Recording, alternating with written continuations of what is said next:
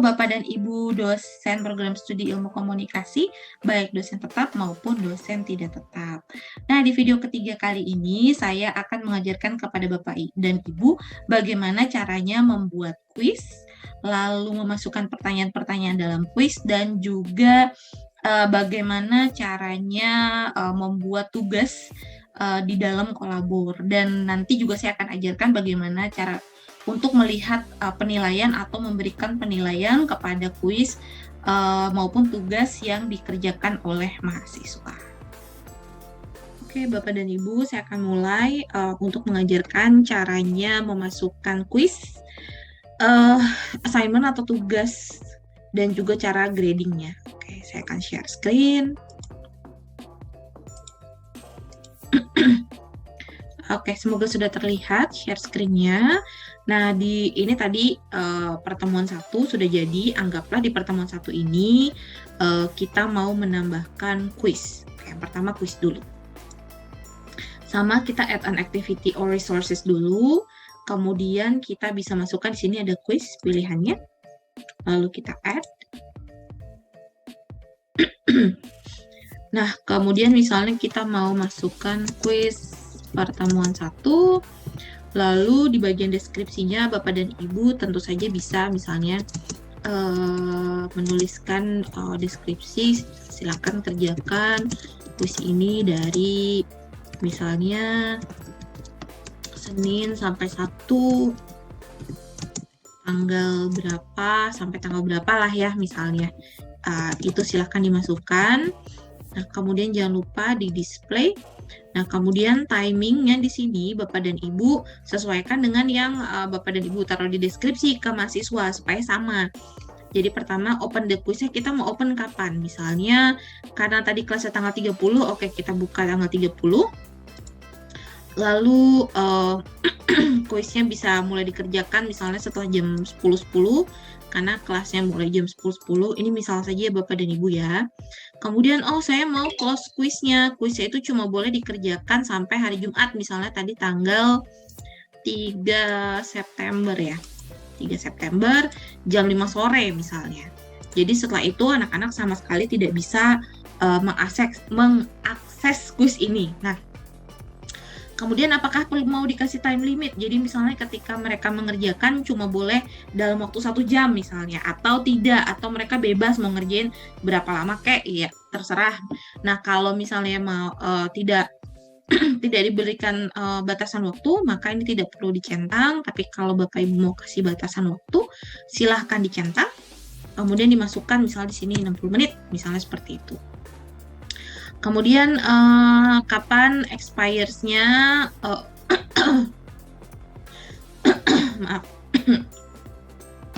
misalnya kalau misalnya open attempts are submitted automatically, jadi misalnya ketika waktu itu sudah habis, misalnya udah tanggal 3 September jam 5 sore nih, saya baru ngerjain 2 nomor misalnya, saya belum nyampe nomor 3, 4, 5, dan seterusnya.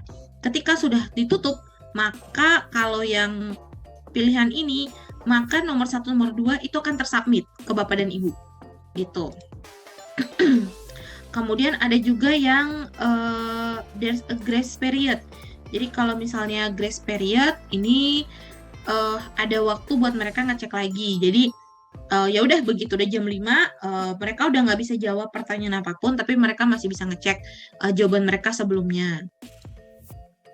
Atau misalnya mau yang agak galak nih, attempts must be submitted before time expires. Jadi misalnya mereka harus benar-benar submit keseluruhannya. Kalau misalnya waktunya ditutup belum selesai, maka tidak ada satupun yang dihitung. Itu silakan saja, itu kebijakan Bapak dan Ibu. Kalau saya biasanya yang submitted automatically. Jadi tidak perlu grace period kalau saya. Oke. Nah, untuk gradingnya di sini kita bisa, ini nggak usah diubah, grade to pass-nya misalnya saya mau anak-anak itu minimal lulus 80 misalnya, atau 70 dan lain sebagainya. Dan mereka boleh ngulang berapa kali. Jadi misalnya mereka pertama kuis, kemudian nilai saya 50, tapi saya mau ngulang lagi, boleh nggak? Ini tergantung Bapak dan Ibu. Jadi kalau misalnya Unlimited berarti mereka bisa ngulang lagi sampai nilai mereka bisa dapat 80.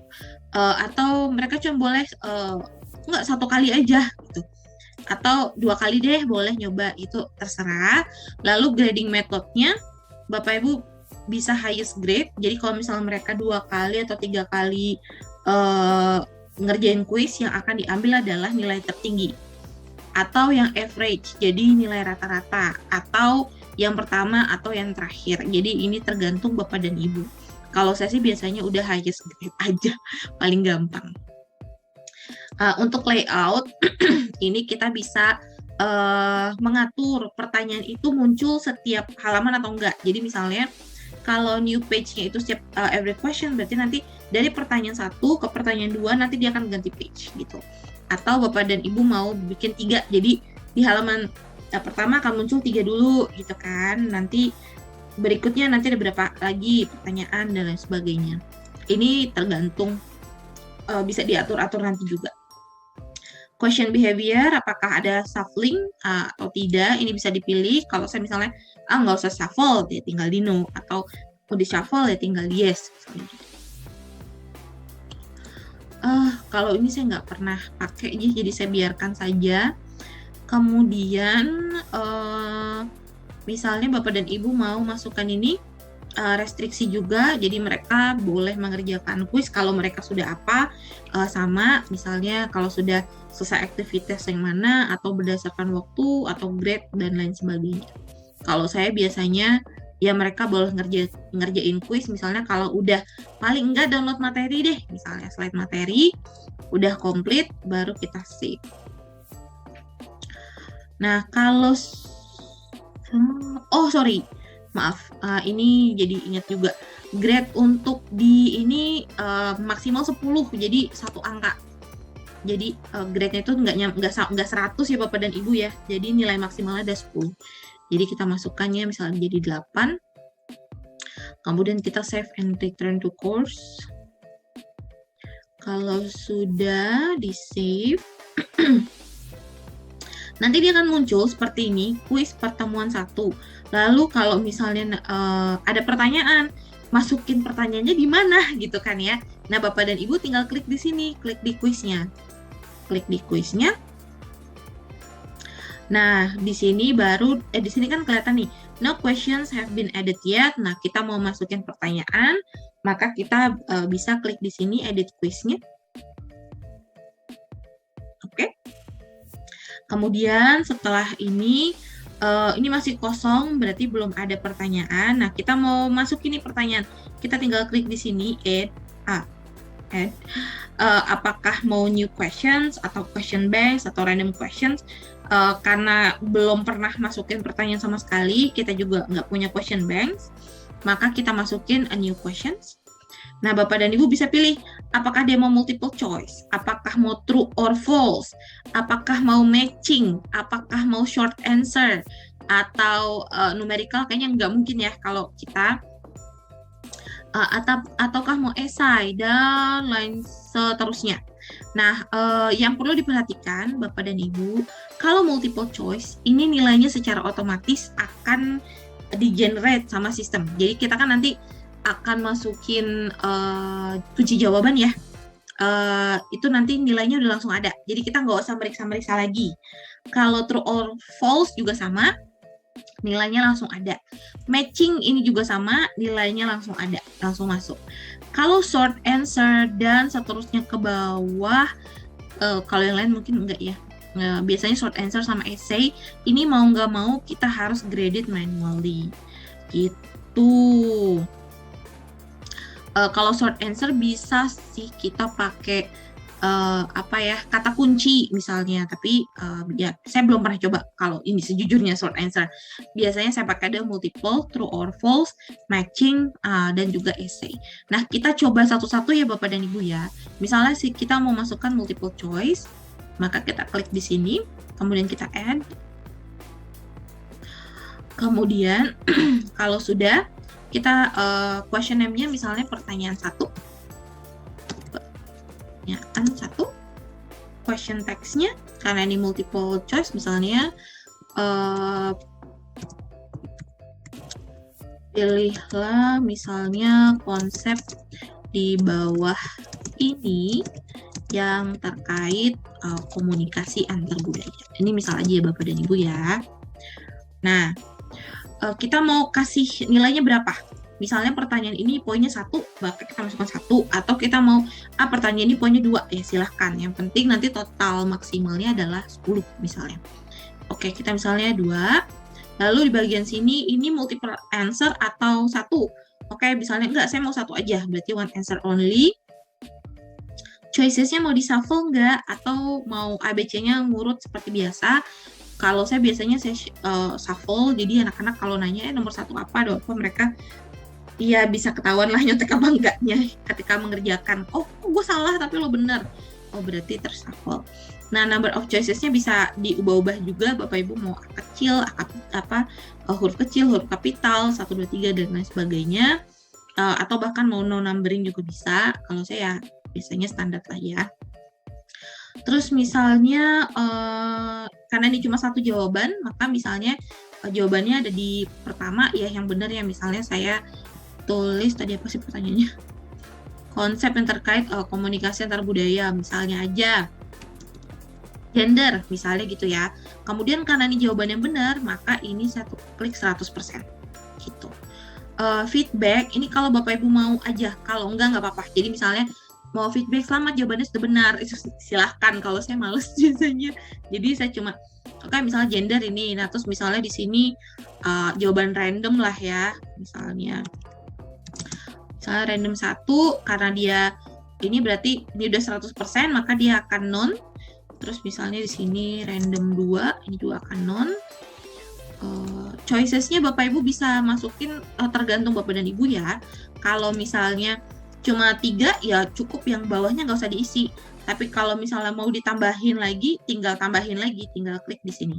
Kalau sudah, maka tinggal di save changes aja. Tuh. Nah, ini akan muncul di pertanyaan 1. Konsepnya apa? Bentuknya dia adalah multiple choice gitu. Nilainya adalah 2. Oke, sekarang kita mau masukin pertanyaan kedua. Atau tadi pertanyaan 1, saya mau edit, saya mau jawabannya ada 2 misalnya. Maka tinggal diklik di bagian sini. Oh, sorry. Dikliknya di sini. Nah, maka di sini diganti misalnya multiple answers. Misalnya di sini dimasukin lagi misalnya ada yang namanya konsep budaya misalnya. Maka yang di sini maka nilainya ada 2 jawaban yang benar. Makanya 50-50. Nah, jawaban ketiga dan lainnya tetap non. Atau Bapak dan Ibu mau ada 3 jawaban, maka di sini harus dilihat pembagian persentasenya berapa gitu. Kalau sudah, maka tinggal di save changes-nya. Oke. Berikutnya, misalnya kita mau masukkan pertanyaan baru, bentuknya adalah true or false. Kita add di sini. Kemudian, misalnya masukkan pertanyaan 2. Questions-nya apa? Misalnya, komunikasi antar budaya adalah salah satu ranah ilmu komunikasi, misalnya seperti ini. Terus kita mau nilainya 2 deh gitu. Jawabannya apa yang benar? Oh, jawaban ini benar, misalnya kayak gitu, maka true. Kalau salah ya tinggal false gitu ya. True false sudah. Kalau mau dikasih feedback silahkan dikosongkan juga nggak apa-apa. Dan kita save changes-nya. Nah, terus misalnya Bapak dan Ibu mau ngecek lagi nih, tunggu deh saya mau lihat kalau mereka nyoba berkali-kali, saya kurangin nggak ya nilainya misalnya. Di bagian bawah, ini ada yang namanya multiple tries. Kita bisa klik. Misalnya, penalty for each incorrect try. Oh, maaf, karena ini multiple choice, jadi dia nggak bisa ya. Saya pindah ke pertanyaan yang pertama. Dan 1, misalnya. Nah, di bagian bawah ada multiple tries. Misalnya, penaltinya berapa? Kalau mereka udah salah, jawab sekali misalnya, dikurangin 33% atau 0% atau berapa. Kalau saya biasanya ya udahlah, mereka dikasih 2 kali kesempatan doang gitu, biarkan saja kalau saya. Tapi kalau Bapak Ibu mau dikurangin terus nilainya, silahkan saja. Kita save lagi. Kemudian kalau misalnya saya mau questionsnya itu matching misalnya, tinggal dimasukkan. Oke, misalnya di sini ada pertanyaan 3. Questionnya misalnya pasangkanlah konsep-konsep di bawah ini. Terus ini juga misalnya nilainya 2. Mau di shuffle atau enggak? Kalau enggak masalah. Misalnya pasangin misalnya pertama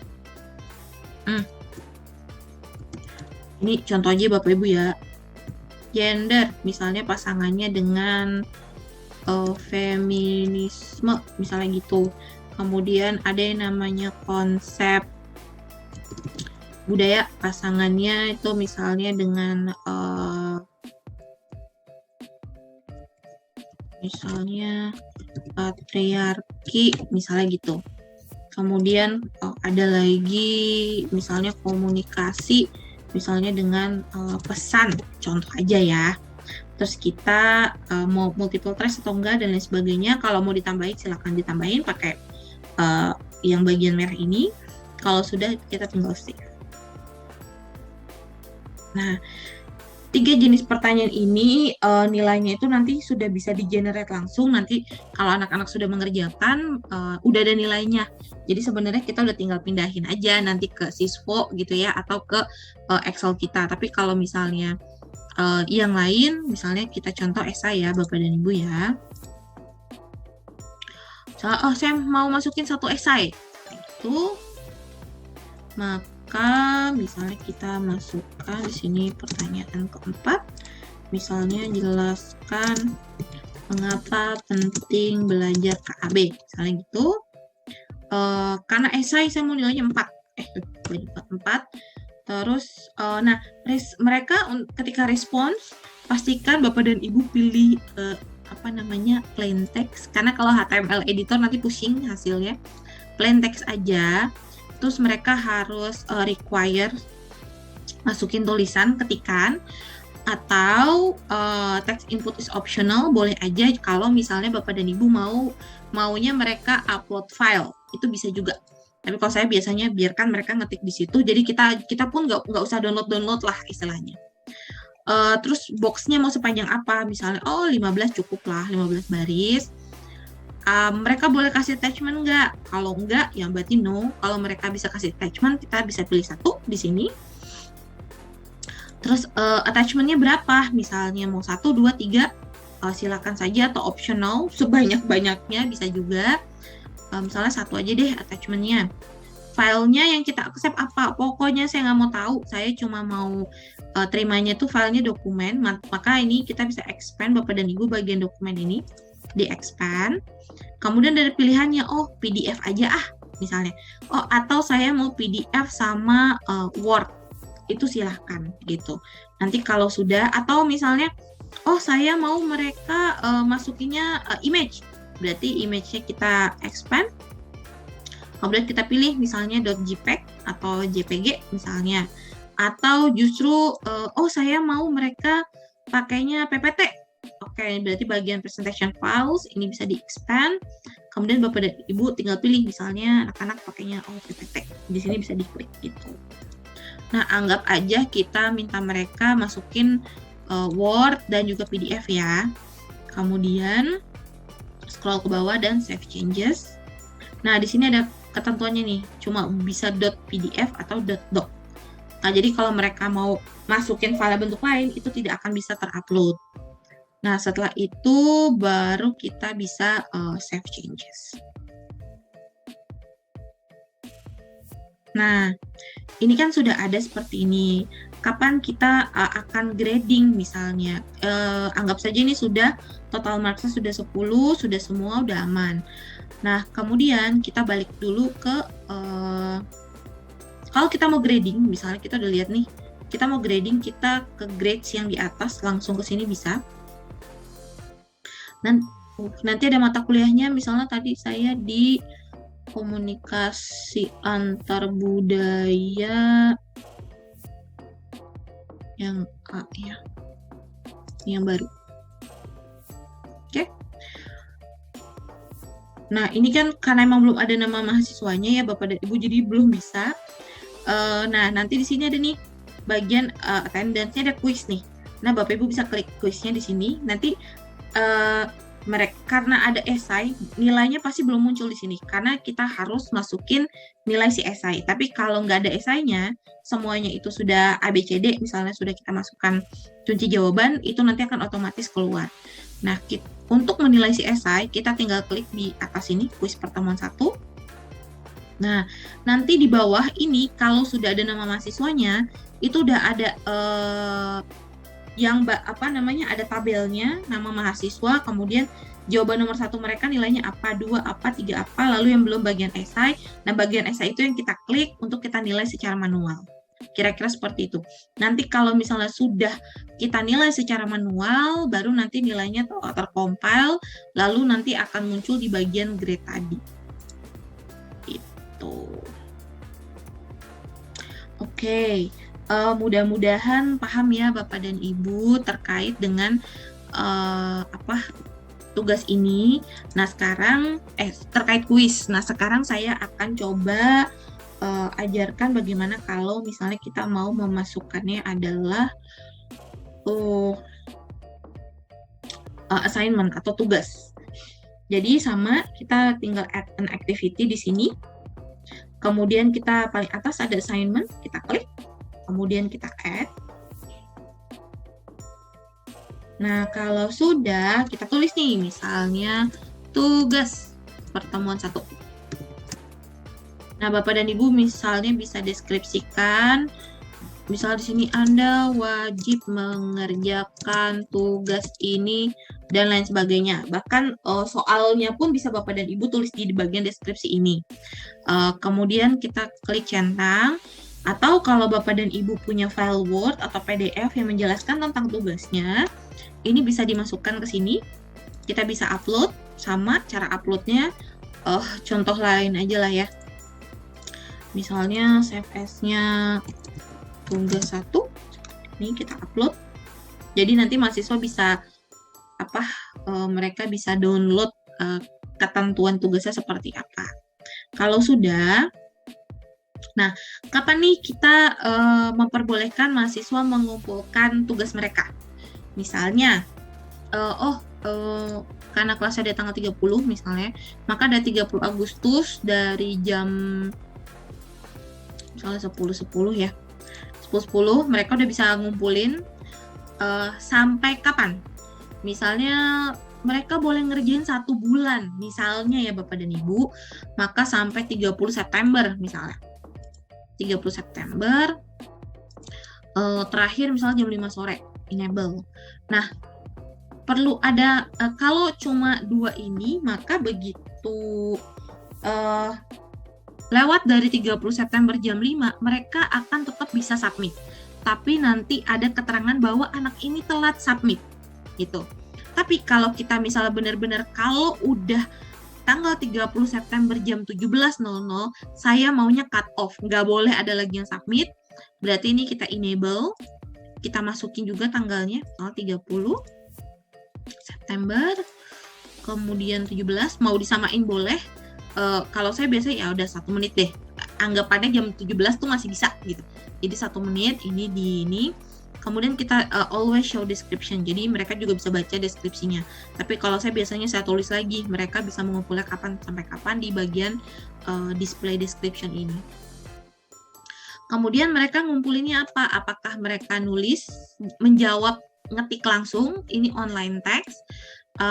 Maka kalau online text yang lain tidak perlu diperhatikan. Tapi kalau mereka kan submit file, oke. Maaf, sorry, ini online text dulu ya. Kalau online text misalnya ada limit nggak? Misalnya kita enable, mereka nggak boleh jawab panjang-panjang, misalnya limitnya hanya 200 kata. Misalnya. Ya udah, ini tinggal dimasukkan seperti ini. Tapi kalau nggak ada limit, ya kita tinggal tidak perlu dicentang. Kemudian kalau misalnya mereka boleh masukin dua-duanya, berarti dua-duanya. Atau mereka hanya boleh submission. Kalau mereka submission, berapa banyak file yang boleh disubmit? Misalnya cuma boleh 1. maksimum size-nya misalnya maksimal kan 8 mega, tapi kalau Bapak Ibu mau ngatur lagi juga boleh, silahkan. Terus file yang diterima apa? Ini sama seperti tadi, apakah dokumen, apakah image, apakah PPT, dan lain sebagainya. Kita anggap saja mereka kumpulin PPT ya. Jadi kita pilih di sini yang PowerPoint presentation seperti ini, atau PPTX, ini juga boleh misalnya. Kemudian kita save. Nah, kalau sudah, apakah misalnya untuk submission settingnya seperti apa? Mereka harus klik submit button atau enggak, dan lain sebagainya. Tapi biasanya anak-anak tuh udah tahu cara submitnya tuh seperti apa. Mereka tinggal klik si nama tugasnya itu, nanti mereka akan bisa submit. Nah, saran saya Bapak dan Ibu, kalau memang tugasnya itu berkelompok, minta mereka mengumpulkan, setiap orang tetap mengumpulkan walaupun itu per kelompok. Jadi nanti nilainya tetap bisa dimasukkan.